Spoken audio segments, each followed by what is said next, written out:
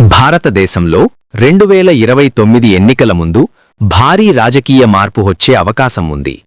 కేంద్ర ప్రభుత్వం డీలిమిటేషన్ ప్రక్రియ ద్వారా పార్లమెంట్ మరియు రాష్ట్ర అసెంబ్లీ సీట్ల సంఖ్యను సుమారు 50% పెంచే ప్లాన్ చేస్తున్నట్టు తాజా నివేదికలు సూచిస్తున్నాయి.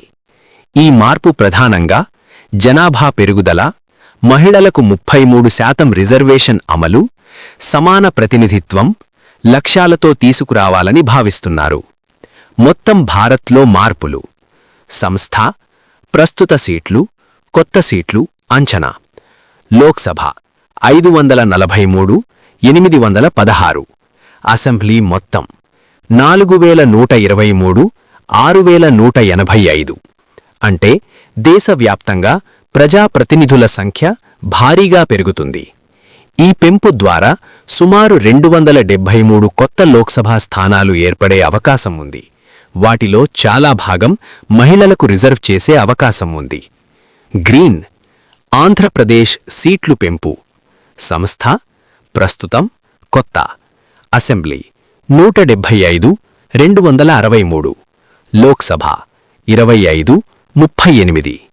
ఆంధ్రప్రదేశ్లో అసెంబ్లీ నియోజకవర్గాలు 263కు పెరగనున్నాయని నివేదికలు చెబుతున్నాయి. పర్పుల్: తెలంగాణ సీట్లు పెంపు. సంస్థ, ప్రస్తుతం, కొత్త. అసెంబ్లీ 119, 179 సుమారు. లోక్సభ 17, 26 సుమారు. తెలంగాణలో కూడా గణనీయమైన పెరుగుదల ఉండే అవకాశం ఉందని వార్తలు చెబుతున్నాయి. బాస్కెట్స్: డీలిమిటేషన్ అంటే ఏమిటి? డీలిమిటేషన్ అంటే జనాభా ఆధారంగా నియోజకవర్గాల సరిహద్దులు మార్చడం. ఇది చివరిసారి 2002లో జరిగింది. తదుపరి డీలిమిటేషన్ 2026 తర్వాత జరగాల్సి ఉంది. స్పార్క్లింగ్స్: ఈ మార్పు ఎందుకు ముఖ్యము? 1. మహిళలకు 33% రిజర్వేషన్.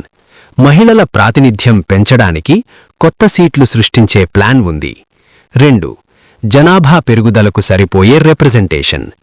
1971 తర్వాత పెద్దగా సీట్ల సంఖ్య మారలేదు. 3. రాజకీయంగా భారీ ప్రభావం. కొన్ని రాష్ట్రాలకు ఎంపీల సంఖ్య గణనీయంగా పెరగవచ్చు. టార్గెట్: సింపుల్గా చెప్పాలంటే 2029 ఎన్నికల నుంచి పార్లమెంటు పెద్దదవుతుంది, రాష్ట్ర అసెంబ్లీలు పెద్దవవుతాయి, మహిళల రాజకీయ ప్రాధాన్యం పెరుగుతుంది, దక్షిణ వర్సెస్ ఉత్తర రాష్ట్రాల సీట్లపై డిబేట్ పెరగొచ్చు.